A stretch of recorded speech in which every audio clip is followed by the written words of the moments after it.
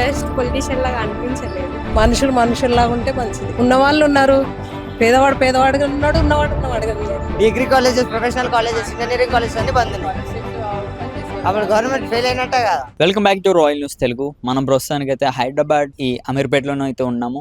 మరి ఇక్కడ ఉన్న స్టూడెంట్స్ అవ్వచ్చు, పిల్లలు అవ్వచ్చు, ఇంకా ఎవరైతే పెద్దవాళ్ళు అవ్వచ్చు, వీళ్ళందరితో కూడా మాట్లాడి ఒక విషయం అయితే తెలుసుకోవచ్చు. అసలే మన ఇండియాలో ఏమైనా చేంజెస్ వాళ్ళు కోరుకుంటున్నారు, అసలు పబ్లిక్ ఏమనుకుంటున్నారు, పొలిటీషియన్స్ వేలో వీళ్ళు ఏమైనా చేంజెస్ కోరుకుంటున్నారా, లేకపోతే ఎడ్యుకేషన్ పరంగా ఏమైనా చేంజెసా, లేకపోతే ఇప్పుడున్న రవాణా శాఖ అవ్వచ్చు, మెయిన్గా ఎడ్యుకేషన్ ఏమైనా చేంజ్ అవుతుంది, మరి పిల్లలు ఏమైనా కోరుకుంటున్నారు అన్నది కూడా ఒకసారి మనం వాళ్ళ మాటలో తెలుసుకునే ప్రయత్నం అయితే చేయొచ్చు.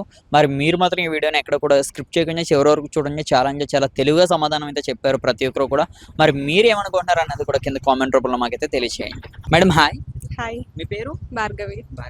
మన ఇండియాలో ఏమైనా చేంజ్ అవుతే బాగుంటుంది అనుకుంటున్నారా? ఎన్ని changes? Yes, of course a education changes అవ్వాలని కోరుకుంటున్నాను. లైక్ ఎగ్జామ్ సిస్టమ్స్, దాని తర్వాత ఇంకా ఈ రోడ్స్, ట్రాన్స్పోర్ట్ సిస్టమ్ కూడా చేంజ్ అవ్వాలని కోరుకుంటున్నాను. Politics, I'm not interested in politics. అది ఎలా ఉన్నా కూడా ఇండియాని డెవలప్ చేయడం అనేది వాళ్ళ చేతిలో ఉండదు. వాళ్ళు ఎలా అయినా కూడా దాన్ని డిస్ట్రాయ్ చేయాలనే చూస్తారు. కానీ ఇప్పుడు మీరు ఏవైతే అనుకుంటున్నారో, రోడ్స్ అవ్వచ్చు, కాలేజెస్ అవ్వచ్చు, ఇవన్నీ కూడా ఒక పొలిటీషియన్ సైన్ చేస్తేనే అవుతాయి, తెలుసా మీకు ఆ విషయం?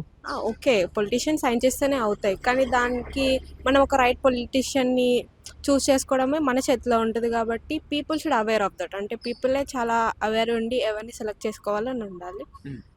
వాళ్ళు డిసైడ్ చేయాలి. And every one should be responsible of their country అనేసి.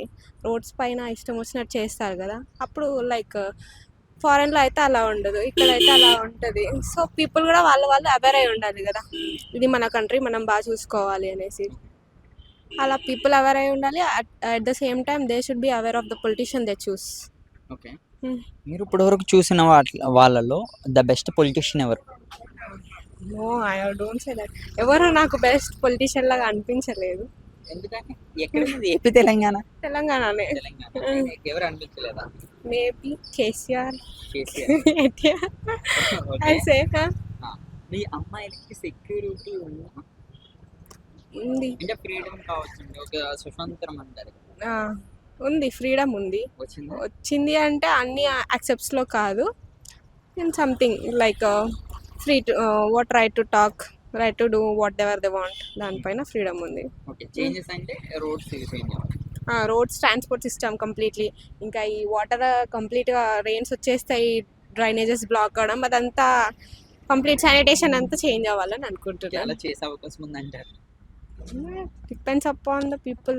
అక్కడ ఎవరైతే ఉన్నారో వాళ్ళు, పొలిటీషియన్స్ ఎవరైతే ఉన్నారో వాళ్ళు స్టాండ్ తీసుకొని చేస్తే, ఎవరైతే వాళ్ళకి చూస్ చేసుకున్నారో ఆ పీపుల్ అందరూ ఫైట్ చేస్తే మేబీ అయ్యే ఛాన్సెస్ ఉన్నాయి. మనుషులు మనుషుల్లాగా ఉంటే మంచిది. లేరు, స్వార్థం ఎక్కువైపోయింది, సెల్ఫిష్నెస్ అన్నట్టు. ఏ విషయంలో ఎక్కువ? అన్నిట్లో. ఒక జాయింట్ ఫ్యామిలీ లేదు, పిల్లలు కూడా తల్లిదండ్రులను అర్థం చేసుకోవట్లేదు. అంత కష్టపడి చదివిస్తారు కదా. ఇక్కడ చూడండి, పిల్లల్ని కూడా తల్లిదండ్రులు అర్థం చేసుకోవట్లేదని చెప్తున్నారు. పిల్లలా వాళ్ళు అట్లనే చేసుకుంటారు. వాళ్ళు తల్లిదండ్రులు అయితే అప్పుడు అర్థమవుతుంది, పిల్లలు కాబట్టి అలాగే మాట్లాడతారు.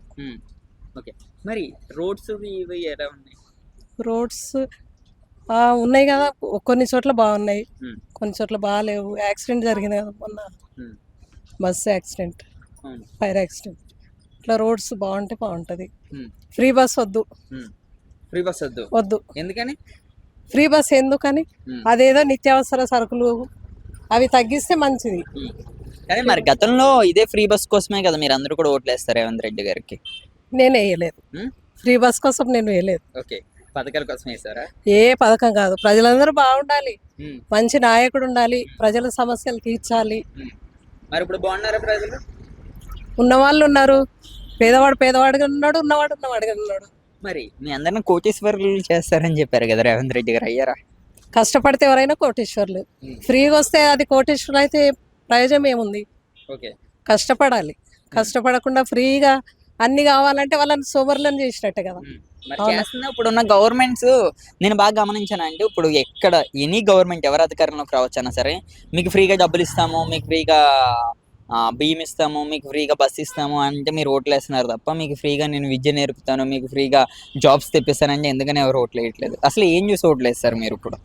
నేనా నేను మాత్రం ప్రజలకు ఎవరైతే కరెక్ట్ పరిపాలన అందిస్తారో వాళ్ళు వస్తే బాగుండనే ఉద్దేశంతోనే వేసిన. ఓకే, మీరు నాకన్నా చాలా పెద్దవారు, మీ మనవడు అంత ఏజ్ ఉంటుంది నాకు. మరి మీరు ఇప్పటి వరకు చూసిన పొలిటీషియన్లో ద బెస్ట్ రాజకీయ నాయకుడు ఎవరు? ది బెస్ట్ అంటే ఆ టైంకి కొన్ని పనులు చేయడం వల్ల కొందరు బాగున్నారు, కొన్ని మంచి ఆ పేరు ఏం చెప్పను, కొందరు మంచి చేసిర్రు, మంచితో చెడు కూడా ఉన్నాయి. రెండు ఉన్నాయి, రెండు ఉన్నాయి. పొలిటికల్ వాళ్ళ స్వార్థం కూడా ఉంటుంది, వాళ్ళ చూసుకున్న ప్రజలకు ఎంతో కొంత మేలు చేయాలి. ఈ ఉచిత బస్సు వద్దు, మంచి ఫ్రీ మంచి కార్పొరేట్ హాస్పిటల్లో ట్రీట్మెంట్ ఉండాలి, మంచి ఎడ్యుకేషన్ ఉండాలి. ఎందుకంటే రేపటి ఫ్యూచర్ భవిష్యత్తు బాగుండాలంటే పిల్లలకు మంచి health education important. Free bus అయితే వేస్ట్ వేస్ట్ వేస్ట్. ఓకే, ఇప్పుడు తెలంగాణయే కదా అది. ఓకే, రేవంత్ రెడ్డి గారి పరిపాలన ప్రస్తుతానికి ఎలా ఉందండి? అంటే బాగుందా బాగాలేదా?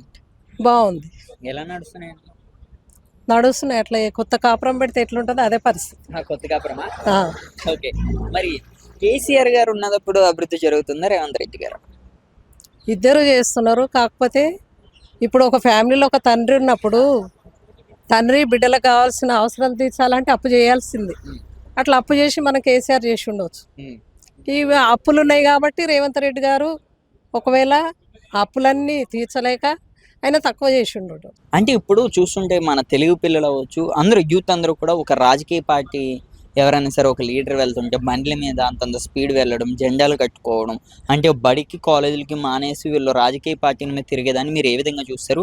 ఇప్పుడున్న యూత్ రాజకీయం మీద వెళ్తే మంచిది అంటారా, ఎడ్యుకేషన్ మీద వెళ్తే మంచిది అంటారు? ఎడ్యుకేషన్ మీద వెళ్ళడమే మంచిది. రాజకీయం కూడా మంచిదే, ఎందుకంటే వాళ్ళకు కూడా భవిష్యత్తు ఉంటుంది కదా. ఏ నాయకుడిని వాళ్ళు ఆదర్శంగా తీసుకుంటారు అనేది వాళ్ళు ఆలోచించాలి. తొందరపడి రాజకీయాలకు వెళ్ళకూడదు. ఈ బండ్ల మీద అసలు హెల్మెట్స్ లేకుండా తిరుగుతున్నారు. ఇట్లాంటి మీటింగ్స్ వల్ల కూడా ట్రాఫిక్ జామ్ కావడము, దానివల్ల కూడా యాక్సిడెంట్స్ అట్లా జరుగుతూ ఉన్నాయి. ఇంకేంటంటే మెయిన్ క్యాస్ట్ ఫీలింగ్ అనేది మన దేశంలో ఉండకూడదు. మనుషులంతా సమానమే అని చెప్పేసి ఉండాలి. మెయిన్ అది.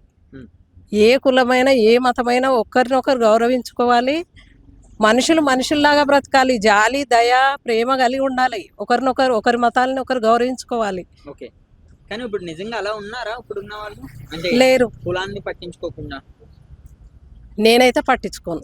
అంటే మీకు నిజంగా క్యాస్ట్ ఫీలింగ్ లేదా? లేదు. మీకు పిల్లలు ఎంతమంది? నాకు నలుగురు. ఓకే, ఎవరెవరు? అమ్మాయిలు ఎంతమంది, అబ్బాయిలు ఎంతమంది? 2 అమ్మాయిలు 2 అబ్బాయిలు.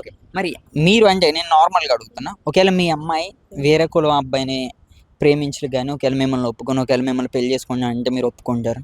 నేను ఒప్పుకుంటా, కానీ వాళ్ళు ఇచ్చే వ్యక్తి కూడా ఒప్పుకోవాలి కదా. అదే నేను చెప్తున్నా, మనుషులు కులాలు మతాలు లేకుండా మనుషుల్లాగా ఉండాలి. మనకు మనిషి జన్మ అనేది మళ్ళీ మళ్ళీ రాదు కదా. ఈ ఒక్క జన్మలనే మంచి చెడు ఒకరినొకరు అర్థం చేసుకొని మనం ఈ జీవించిన రోజులు, ఈ భూమి మీద ఉన్న రోజులు మంచిగా బ్రతకాలి, మంచి చేయాలి, స్వార్థం లేకుండా ఒకరి బాధలు ఒకరు అర్థం చేసుకొని ఉండాలి. కానీ స్కూల్ వయసులోనేమో కులం గుర్తుకు రాదు, కాలేజ్ వయసుకి వచ్చేటప్పుడు కులం వస్తుంది, ఆ తర్వాత మళ్ళీ పెళ్లిలో కూడా మళ్ళీ కులం అడ్డు వస్తుంది అని చెప్తారు కదా. కులం అంటే ఇక మనకు అప్పటి నుంచి ఉంది కాబట్టి నిజంగా అంత పట్టించుకోవచ్చు అవసరం లేదు. అవసరం లేదు. కులం అనేది ఏంది, వాళ్ళు చేసే వృత్తిని బట్టి కులాన్ని విభజించారు అంతే. ఇప్పుడు నా పిల్లలు ఉన్నారు డాక్టర్స్, కానీ నేను బ్రాహ్మణ్ కాదు కదా. మరి మనం చేసే వృత్తిని బట్టే అన్ని కులాలు మతాలు అని పెట్టుకున్నారు. మెయిన్ ఈ కులము మతం అనేది ఎప్పుడైతే పోతుందో అప్పుడు మన దేశము, మన సమాజం, మన జిల్లా, మన రాష్ట్రం అంతా బాగుంటది. కుల మత భేదాలు ఎవరు తీసుకొస్తారు? ఎవరు? నాయకులు, ప్రజలు. ప్రతి ఇంట్లో ఉంది.